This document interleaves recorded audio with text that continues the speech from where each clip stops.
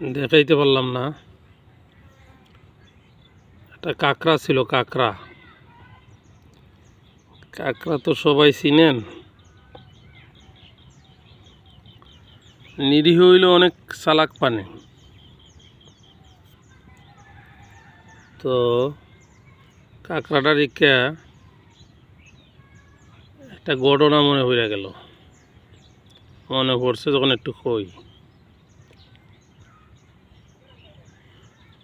বকরে দেখিয়া, বক আর কি, যেটা আমরা আমাদের এলাকায় অনেকে বগলাও বলে, অনেকে বগিও বলে, আর শুদ্ধ ভাষা হইল বক।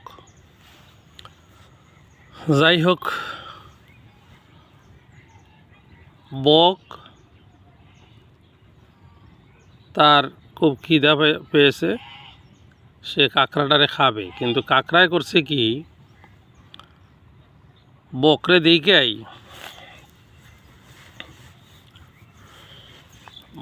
দিকেই সে গর্তের মধ্যে ঢুকে গেছে। এখন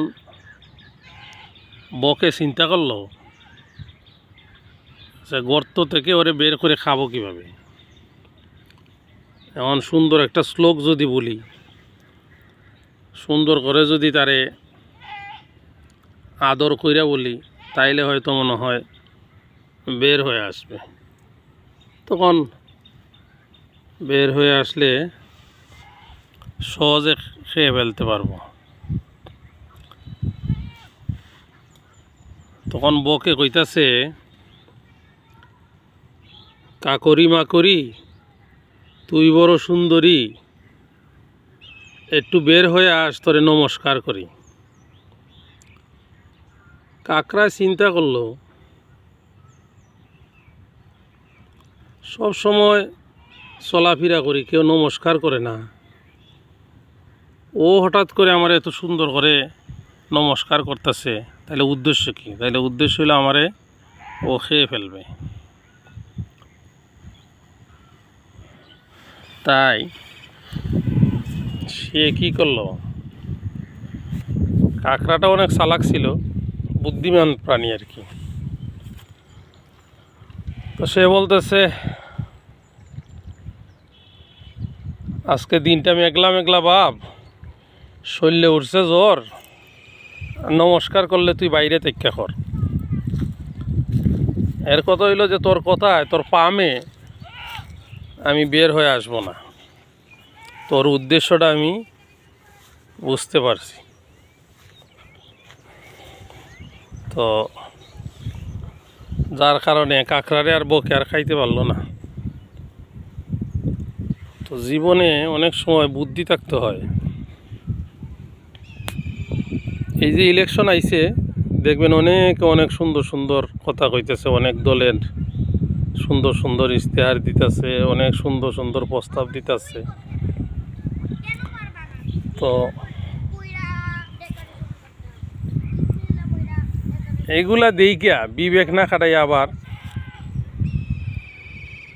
খুশিতে আত্মহারা হলে হবে না। আত্মহারা হলে কি হবে, ওই যে গর্ত থেকে বের হয়ে আসলে কাঁকড়ারে বকে খেয়ে ফেলতো, এইভাবে আপনারও খেয়ে ফেলবে মানে আপনার ক্ষতি হবে, জনগণের ক্ষতি হবে। এগুলা দেখে প্রতারণার শিকার হওয়া যাবে না।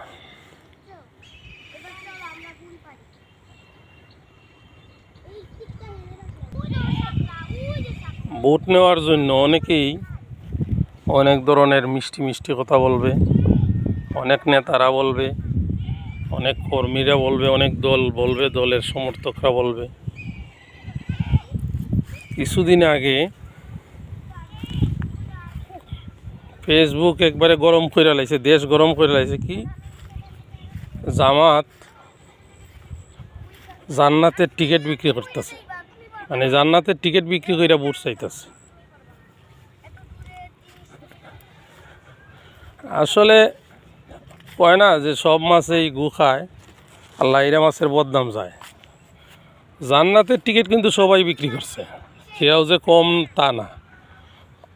জামাতের যদি 2 জনে বক্তৃতা দেওয়া থাকে তাহলে বিএনপির 8 জনে বক্তৃতা দিছে, এরকমও আছে ডাইরেক্ট।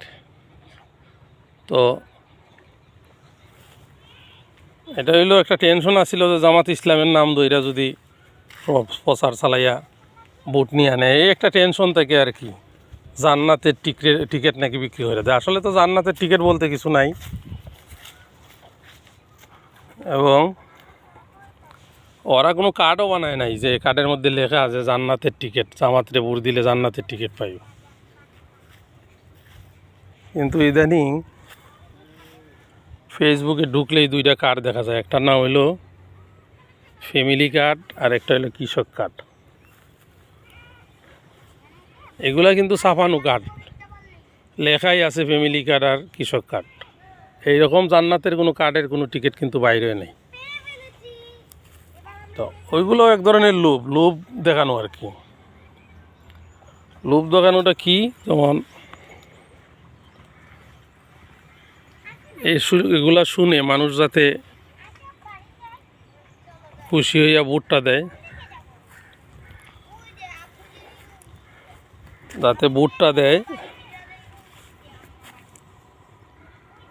যাতে মনে করে যে আমরা ক্ষমতায় গেলে এই দিব, ফ্যামিলি কার্ডে মহিলারে দিব ফ্যামিলি কার্ড, কৃষকরে কৃষক কার্ড দিবে, এইরকম আর কি।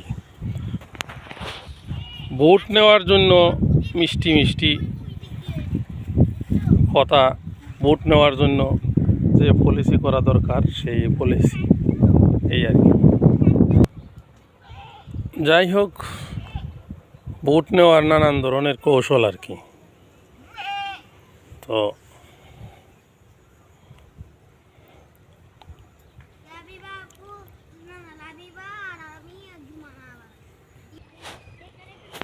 গতকালকে আবার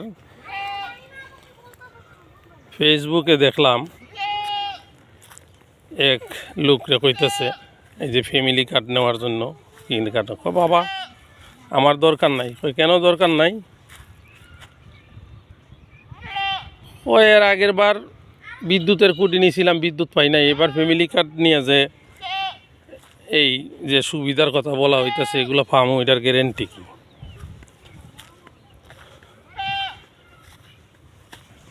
এরপরে সারের জন্য গুলি খাইয়া কৃষকরা মারা গেছে, এখন কৃষকের জন্য কার্ড, এগুলো বিশ্বাসযোগ্য না। আগে ক্ষমতায় আসুক, তারপরে দেখি কেমন করে। এটা অবশ্য যুক্তিক কথা, কারণ এখন যদি ইউনূস সরকার কার্ড দেয় এটা মানুষে গ্রহণ করবে, যুক্তিক যে সে ক্ষমতায় আছে। আর যারা ক্ষমতায় নাই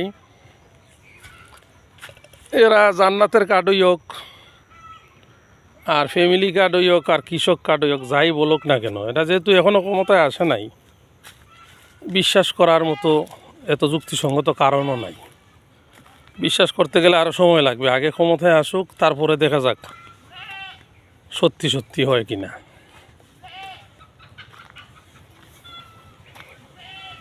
তো যে কারণে কাকড়ার ঘটনাটা কইলাম, মূলত ওইটাই উদ্দেশ্য যে আপনার ভোট আপনি দিবেন, দেখে শুনে দিবেন, কিন্তু বিবেক খাটাইয়া দিবেন, বিবেক খাটাইয়া দিবেন। যারা বলতাছে ওরা কি নতুনই বলতাছে না আরও আগে বলেছিল, এবং আগে বইলা থাকলে ওরা কি আরও ক্ষমতায় আইছে না নতুনই ক্ষমতা আইতেছে। যদি আরও আগে ক্ষমতা এসে থাকে ওই সময় কি কি ওয়াদা করছিল সেগুলো কি পালন করছিল, না মানুষে ভুয়া আশ্বাস দিছিল, না আশ্বাস দিয়ে পালন করে নাই। ওইগুলা সমস্ত বিবেক বিচার বিশ্লেষণ করে, বিবেকের বুদ্ধি দিয়ে বিবেক খাটাইয়া তারপর ভোট দিতে হবে। শুধু সুন্দর সুন্দর মিষ্টি মিষ্টি বয়ান, এই কর্ম সেই কর্ম, এইটা শূন্য ভোট দিলে হবে না। ভোট বিবেক খাটাইয়া দিতে হবে, এবং অতীত ইতিহাস, বর্তমান চালচলন এবং ভবিষ্যতে কে ক্ষমতায় গেলে কি করতে পারে সে বিষয়ে একটু ধারণা রাইখিয়া বিবেকটা খাটাইয়া ভোট দিতে হবে, তাইলে ক্ষতি হবে না, নাইলে ক্ষতি হবে। মাথায় এক কথায় বুদ্ধি থাকতে হবে, ওই যে কাঁকড়ার মতো হইতে হবে। কাঁকড়া যেভাবে বলছিল, কাঁকড়ায় যখন দেখছে বকের উদ্দেশ্য ভালো না, আমারে খাওয়ার জন্য এত সুন্দর নমস্কারের স্লোগান দিতেছে, তখন বলছিল যে আজকে দিনটা মেঘলা মেঘলা ভাব, শরীরে উঠছে জ্বর, নমস্কার করলে তুই বাইরে থেকে কর। তো এইরকম বুঝে শুনে ভোট না দিলে, ভোট পাইয়া ক্ষমতায় গেলে দেশটারে তামা তামা কইরা ফেলাইবে। আপনি যে আশায় ভোট দিছেন, আপনার আশায় গুড়াবালি হবে, আশার জায়গায় আশা থাকবে, আপনার কোনো উন্নতি হবে না, বরং আরও ক্ষতিগ্রস্ত হওয়ার সম্ভাবনা থাকবে। সুতরাং বুঝে শুনে চিন্তা ভাবনা করে ভোট দিন, এটাই হলো আমার চাওয়া পাওয়া। ধন্যবাদ সবাইকে।